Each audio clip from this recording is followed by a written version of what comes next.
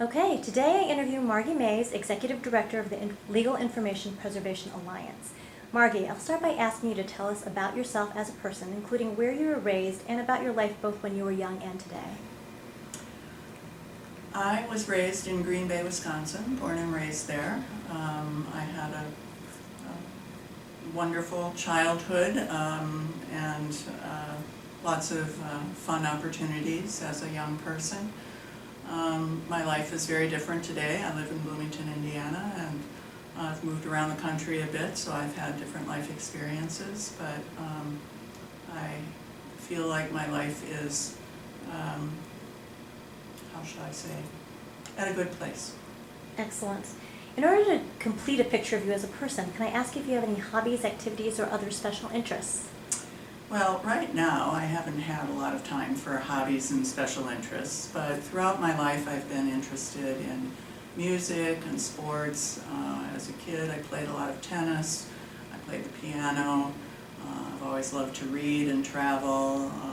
I have occasionally done needlework and a few artsy craftsy kinds of things, and I'm looking forward to getting back to some of that. Wonderful. You earned your bachelor's degree from the University of Wisconsin-Green Bay and your library degree from the University of Denver. What brought you to each of these universities, and did you learn any lasting lessons at either that you would like to share? Well, I went to the University of Wisconsin-Green Bay because that was my hometown, and at the time that's what I could afford to do, was to stay at home and go to school. And I was part of the first four-year graduating class at that campus. It was a terrific experience to be part of a young, vibrant, growing university. And I think that particularly at that moment in time, the focus at the university was on environmental issues. So I feel like I took something away from that experience with respect to the environment that has sort of lasted throughout my life, an interest and a concern about the environment. I moved on to library school at the University of Denver. I guess I chose the University of Denver because they offered me a scholarship. And I had decided in college, I worked in a public library throughout my college years, and at some point decided that librarianship was going to be a career for me. So I applied to library schools and ended up at Denver because they had an excellent program and did offer me some financial assistance. And it was, since I had gone to college in my hometown, I thought it would be good to get farther away. How was it that you decided to become a law librarian, Margie? And more specifically, did anyone play a role in helping you reach that decision? Very definitely. At the University of Denver, I got a part-time job in the law library where Al Coco was the director and Sue Weinstein was the head of, well, I guess she was the assistant law librarian. And they were both mentors and people who encouraged me to have an interest in law librarianship as a career, which I had never even known was a thing. And so I took Al Coco's classes in legal bibliography and law library administration, and just kind of got channeled into the profession from there, and have never done anything else. And it looks like you took your first job in a law firm library. So tell us a little bit about that job at Hindley and Mayer. Yes, this was a time when, at least in Denver, or in the middle part of the country, law firms were just really getting into the idea of having librarians. It had been more of a trend on the East Coast and the West Coast for years before that, but there were several firms in Denver at that time that were hiring their first law librarian or maybe only their second law librarian, and because I came out of the University of Denver and had taken those classes, Al Coco was instrumental in helping place students in those positions, and I had no experience with law firms, didn't really know very much about the work of a law firm, and I thought it would be really interesting. So I was hired by a small firm, about 25 attorneys at that time. They wanted a law librarian, thought they needed one, and then weren't really quite sure what to do with me once they had one. So about half of my time was really fulfilling, and it was true law librarianship work, helping with reference questions and organizing the library collection and things like that. But when there wasn't enough for me to do, I was sometimes at the reception desk or in the photocopy room, or so it was a really interesting experience. But it gave me a taste of what law practice is like and how law firms operate. So what took you from that job to the National Center for State Courts? Well, it really was the fact that I didn't have enough to do at the law firm, that I wasn't truly using what I thought my skills were. And I also had an interest in technical services work. And so there was a position open at the National Center for a cataloger. And I thought that sounded interesting. I didn't know anything about court administration, which essentially is what the National Center for State Courts is about. And there was a local colleague who was the director of the library, and so I applied for that job and moved into that position to basically catalog their collection. So if I can take a little segue, you mentioned technical services interested you. How did you know that? Like, what was it that intrigued you about technical services? Well, going back to my childhood, I started working in my local public library when I was in high school, and I worked there all the way through college. I worked there for 6 years before I went to library school, and I was working in technical services. I was doing, first a student assistant type of work. It was called a page, actually. I typed catalog cards, I typed book orders, I filed, I did all of the typical clerical tasks in technical services, but I was very intrigued with cataloging at that time. Now, ultimately, I didn't stay in cataloging, but I thought that was where I was going to spend my career. I really expected to work in public libraries, so getting channeled into law was a real diversion in some ways, but turned out to be a good one. So when I actually began working as a librarian, I still had that interest. Even though I was in law librarianship, I thought law cataloging would be very interesting, as indeed it was. Great. And then while you were at the National Center for State Courts, you served as head librarian for 3 years before taking what seemed to be a detour at that time to the Cornell University Law Library. What prompted the decision, and could you tell us about that job? Yeah, the National Center for State Courts is a really interesting organization working with courts around the country on administrative issues, court administration issues. And so that really was a small, special library, law-related, but not truly a law library. And I enjoyed that experience immensely because in a special library you do a little bit of everything. So it was a job that encompassed kind of all the tasks. But I still had the interest in law librarianship, and I believed at the time that the way to pursue that would be to move to an academic law library. So I started looking at jobs like that, and still with the focus in technical services. And ultimately, when I went to Cornell, I went as the acquisitions librarian. So I moved from the cataloging side of things into acquisitions, and that's pretty much where I stayed for a long time in terms of that part of law librarianship. And after being acquisitions librarian at Cornell, you later took the role of foreign and international law bibliographer. What factors led to that change in position, and then what eventually led you to leave Cornell? Well, I'm not really sure how I got interested in foreign and international law, except that while I was at Cornell, I worked with Jane Hammond, who was the director, and as the acquisitions librarian, I had a weekly meeting with her on acquisitions and collection development issues. So we would talk about things that she wanted to order, or whatever flyers came into acquisitions, we would go over them together, and I think I began to see that the breadth of the collection at Cornell had opportunities for me to learn about legal history, about foreign and international law, about a whole range of things that I was unfamiliar with. So Jane gave me opportunities to work with the collection in different ways, and since I expressed an interest in foreign and international law, she said, well, why don't you start doing some of the collection development in that area? And so I did that in conjunction with still being the acquisitions librarian. It was just sort of an opportunity for me to add to the position and learn in a new area. It also picked up on my growing interest in the collection development side of librarianship, which ultimately is where I spent most of my career. Did you ever completely drop the acquisitions part of your job, or did you continue carrying both of those functions throughout the entire time you were there? Yeah, I never stopped being the acquisitions librarian at Cornell, so I did continue that. Okay. And then what prompted you to leave Cornell?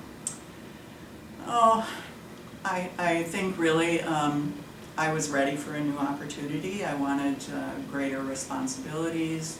There weren't a lot of opportunities to move within the law library at Cornell. I could have probably moved to the university library. It's a large library system at Cornell. There would have been opportunities, but I still really liked law librarianship. So I began to look for other possibilities, and at that time there was an opening at the University of Minnesota. Since I'm from the Midwest and was missing my family, I thought that was a good opportunity for me to apply for as head of technical services for the law library of Minnesota, and I was offered that job, and so I made that change.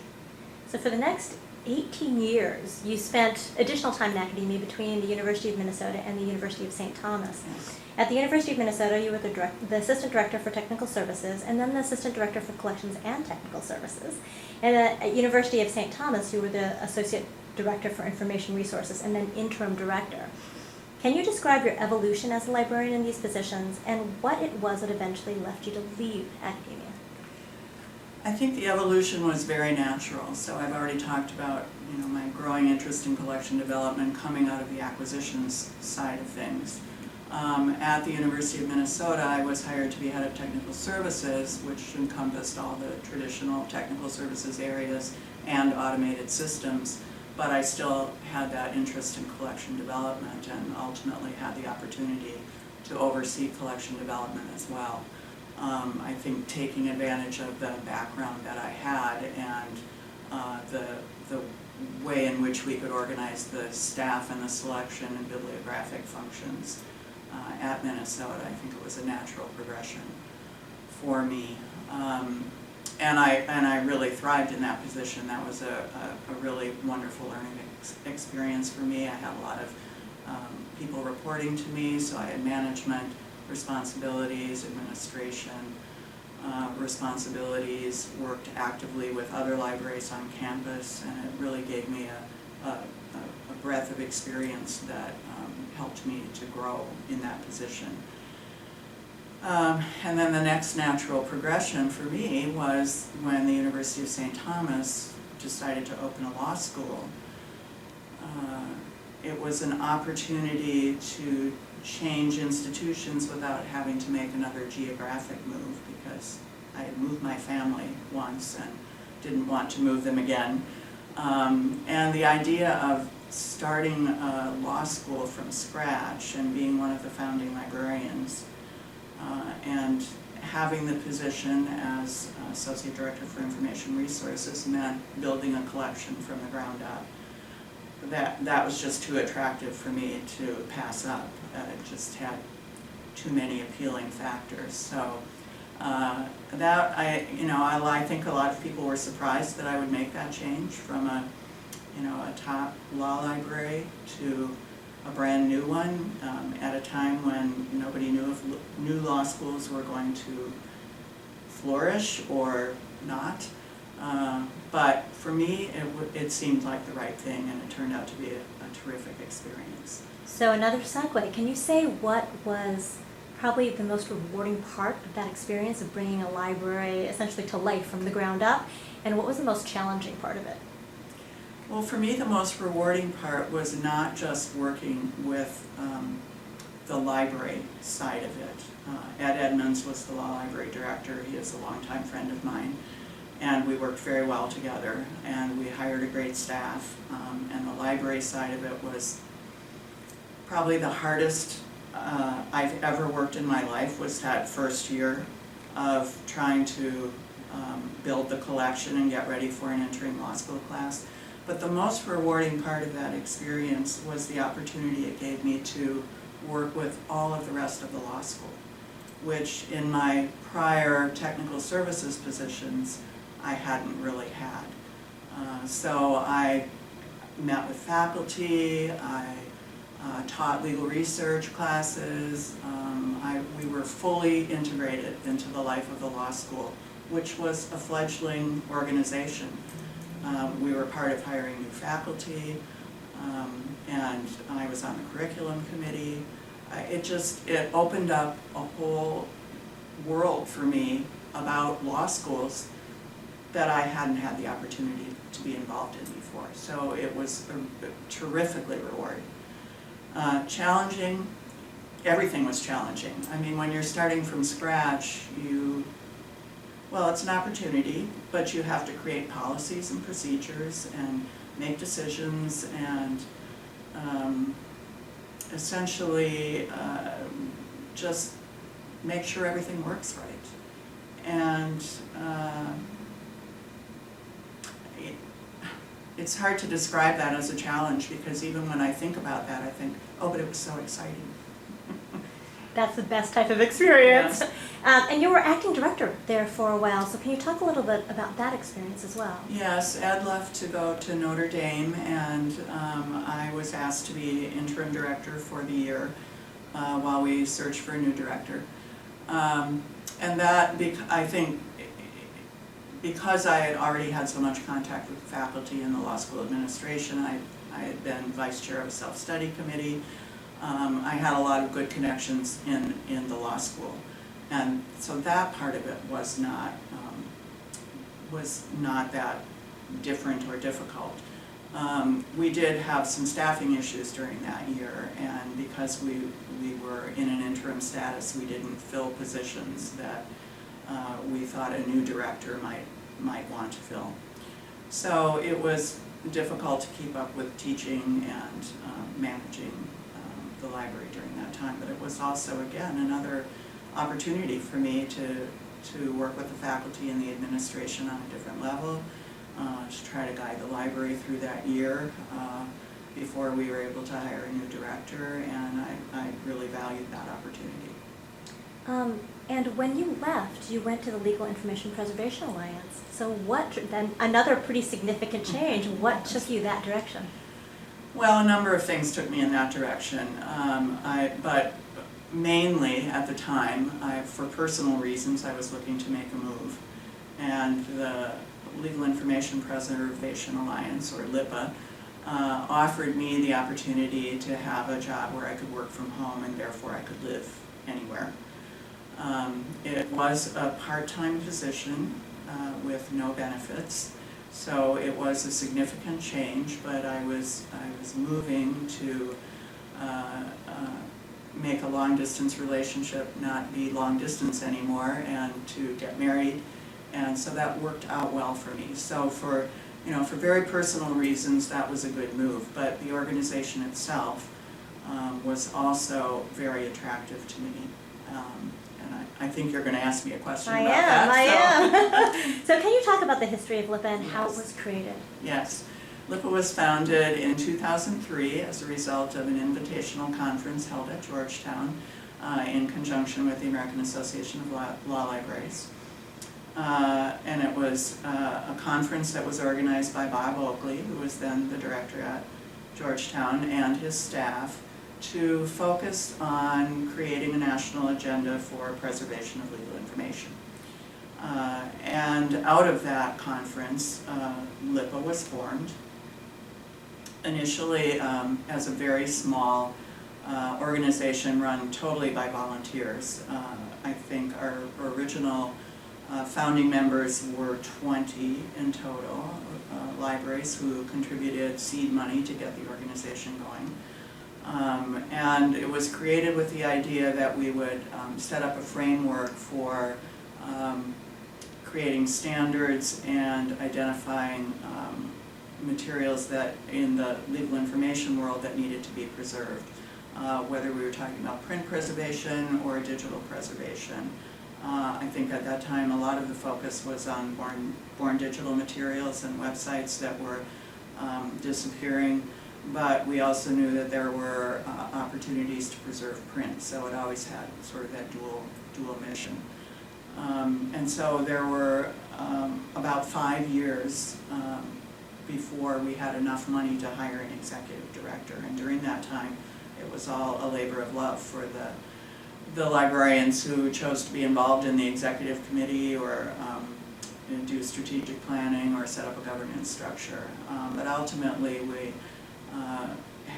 recruited enough members and gathered enough revenue that we could afford to hire an executive director part-time. And how many members do you have now? We are at about 110. And so when I started with LIPA in 2008, I think we had around 60, so we've nearly doubled in that time. That's fantastic.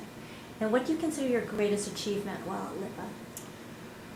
Well, I guess this is an opportune time to be asking me that question, because we've just recently reassumed responsibility for the Legal Information Archive, which began as the Chesapeake Project under the auspices of LIPA in 2007 as a pilot program, and then became an independent project for several years.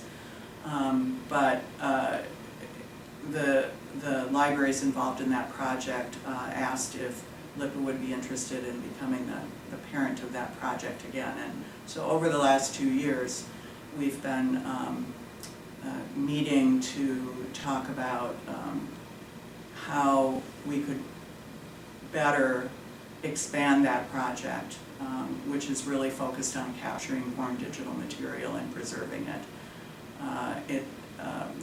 The libraries have been using OCLC Content DM for their capture and access and depositing materials in a dark archive at OCLC. And so what we've done over the last couple of years is search for a new system that would be meet our functional requirements better and allow us to expand the project more than we had been able to do in the past.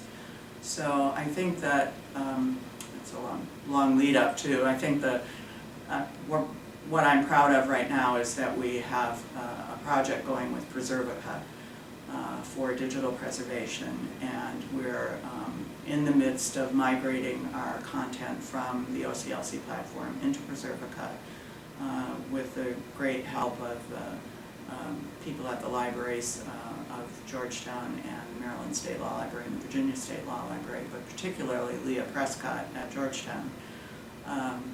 And so that will be fully operational as a consortial project under a consortial license with Preservica by the end of this year, and then we'll be able to expand that to offer that service to other law libraries on a subscription basis. And that, I think, that probably was a goal 15 years ago when we founded LIPA, was to get to the point where we would have a system that libraries could subscribe to and could really build a collection of born digital materials and know that it was both preserved and accessible. So I feel like we finally achieved something that was in the original vision. That's fantastic. Did you have any notable mentors during your career, and if so, could you share their names and what you learned from them? That's always a hard one for me to answer. I've mentioned Al Coco and Sue Weinstein already, starting in the library school days. They are responsible really for my being a law librarian. I would say Phyllis Marion, who was a technical services and cataloging guru for many years, gave me opportunities to be involved in professional activities in those areas early on in my career, and she was both a mentor and really an inspiration in terms of her ability to articulate technical issues in a way that anyone could understand them. So she was particularly good at speaking to administrators and law library directors about technical issues. She ultimately went to law school and became a law library director herself, and is one of the most organized people I know. I learned a lot from her in that regard. Jane Hammond at Cornell was an early mentor, as I've already mentioned, on the collection development side of things. She also was a past president of AALL, so she frequently guided me in my quest to be active in AALL and gave me advice about the profession and the professional organizations. Bob Oakley was a very close colleague and friend. I don't know that I would necessarily call him a mentor because we worked very closely together. We served on the board together. He followed me as president of AALL. We had a love for Cornell because we had both worked there, and so that sort of shared interest brought us together as friends. So although not a mentor, I think he was always prepared and articulate, and he had an ability to analyze issues and present them to people. He, I think, was a great influence on my thinking about a lot of things, and someone I still miss very much. I'm sure there's another person I'm forgetting, but We can always come back. yeah. I work with so many wonderful people in the American Association of Law Libraries, so many people on the board and in leadership positions that, as some of us were talking yesterday, we influenced each other. There's a whole generation of us who sort of came up at the same time, and I think we were mentors to each other because that's how good professional organizations should work. And that's actually perfect because we're going to talk about your professional activities now, and you were very, very active.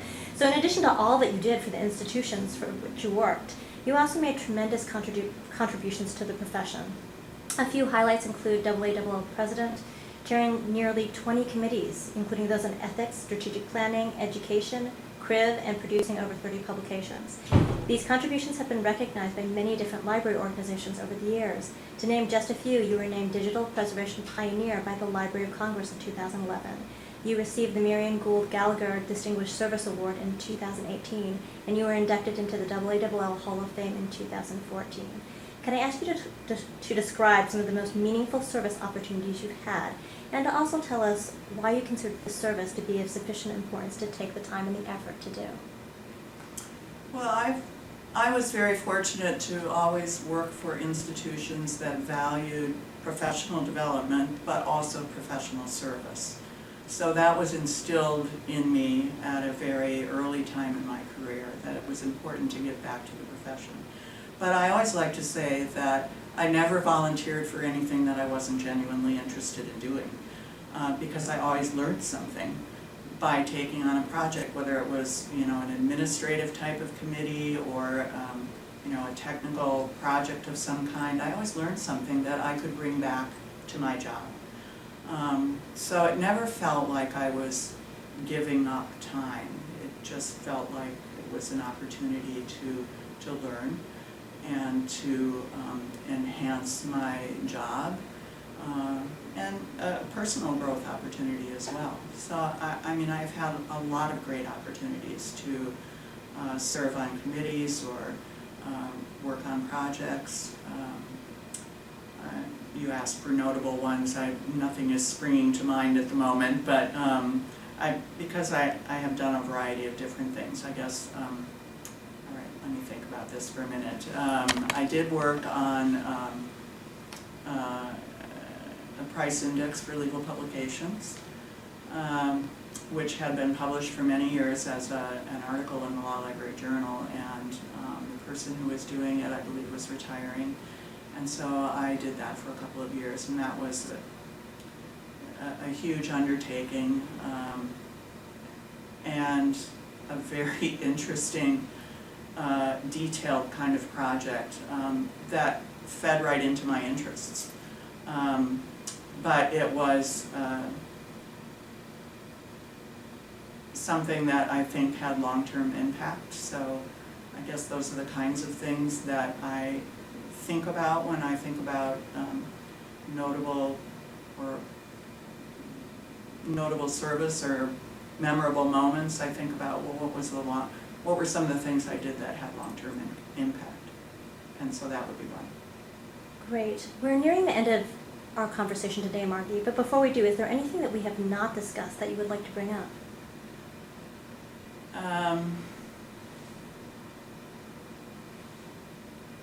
Nothing in particular, really, just that I have always felt that